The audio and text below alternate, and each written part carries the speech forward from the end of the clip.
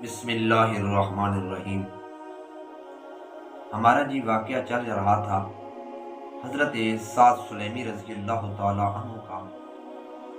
ہمارا سبق اس مقام پر پہنچا تھا، واقعہ اس جگہ پر جا پہنچا تھا کہ نبی پاک صلی اللہ علیہ وسلم کی محفل میں جانے کے لیے عمر بن وہب رضی اللہ تعالی عنہ کی بیٹی نے اپنے والدین کو مجبور کر دیا کہ بھائی ہم ضرور جائیں گے، اگر اس حالت میں مر گئے کہ اللہ کا پیغمبر ناراض ہوا تو ہمیں جنت کبھی نہیں مل سکتی، کیونکہ اللہ ناراض ہوگا اور اللہ کے ناراض ہونے سے کبھی بندہ جنت حاصل نہیں کر سکتا۔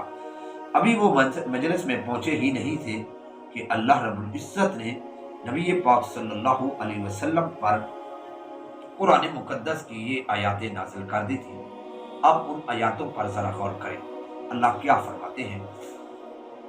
فرمایا وَمَا كَانَ لِمُؤْمِنٍ وَلَا مُؤْمِنَةٍ إِذَا قَضَى اللَّهُ وَرَسُولُهُ أَمْرًا أَن يَكُونَ لَهُمُ الْخِيَرَةُ مِنْ أَمْرِهِمْ۔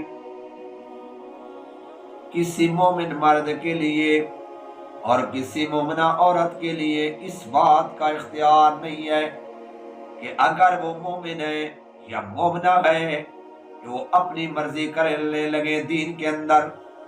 جب اللہ کا پیغمبر یا اللہ کسی بات کا حکم دے دے تو اب مومن کی مرضی نہیں چل سکتی، بلکہ مرضی اللہ اور اللہ کے پیغمبر کی چلے گی۔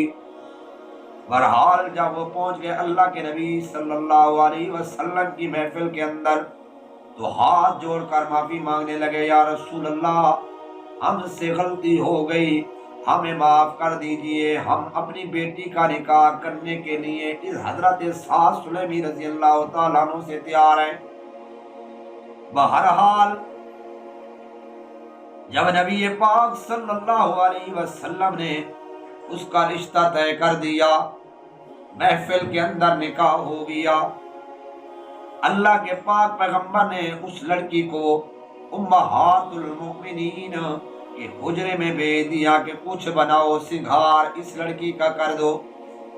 حضرت سعد رضی اللہ تعالیٰ عنہ کے گھر کے اندر پھر پہنچا دینا، اس کا کچا مکان ہے۔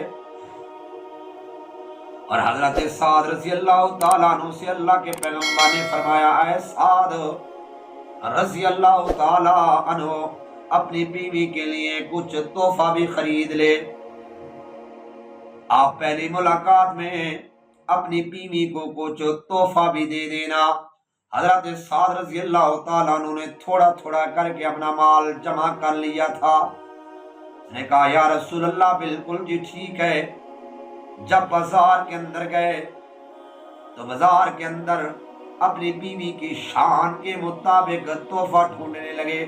ایک چیز کو دیکھتے ہیں پسند نہیں آتی، دوسری کو دیکھتے ہیں پسند نہیں آتی، دل میں صرف اتنا خیال ہے کہ یہ تحفہ میری بیوی کی شان کے لائق نہیں ہے، پھر دوسری کو دیکھتے ہیں کہتے ہیں یہ بھی اس کی شان کے خلاف، شان کے مطابق نہیں ہے۔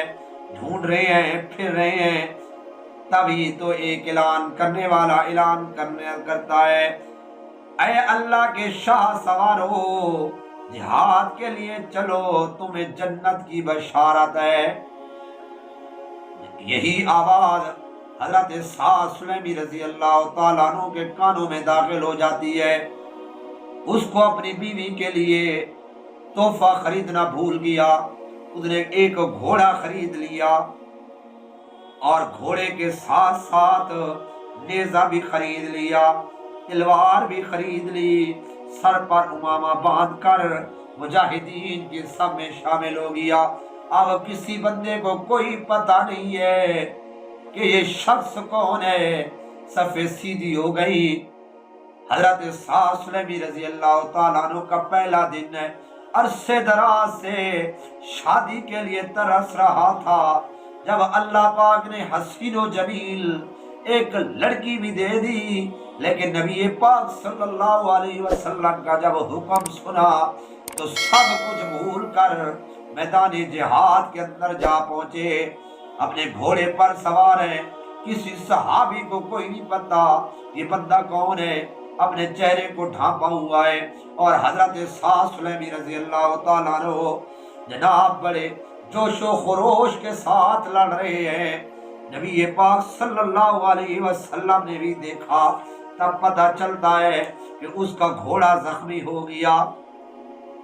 جب گھوڑا زخمی ہوا تو پیدل چلنے لگا۔ اللہ کے پاک پیغمبر نے جب دیکھا کہ اس نے آستینیں چڑھائی ہوئی تھی، ان کے سیاہ ہاتھوں کی وجہ سے نبی پاک صلی اللہ علیہ وسلم نے اس کو پہچان لیا، آواز دی، لیکن اتنا زیادہ آوازیں تھی، تلواریں آپس میں ٹکرا رہی تھی، آپس میں لوگ ایسے گھس مس تھے کہ آواز اس کے کانوں تک نہ پہنچی۔ لڑتے لڑتے حضرت سعد سلیمی رضی اللہ تعالیٰ عنہ شہید ہو گئے۔ نبی پاک صلی اللہ علیہ وسلم نے جنگ ختم ہو گئی۔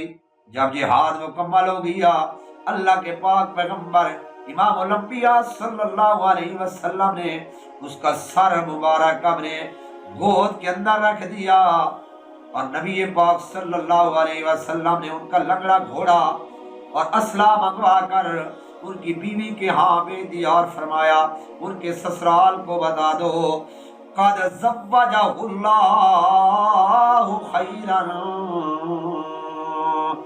من فتاتکم وہذا میراثہ،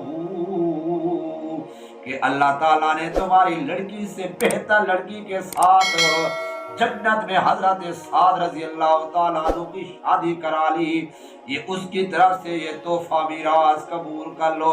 پھر اللہ کے پاک پیغمبر امام الانبیاء صلی اللہ علیہ وسلم نے قرآن مقدس کی یہ آیات پڑھی، فرمایا ان المتقین فی مقام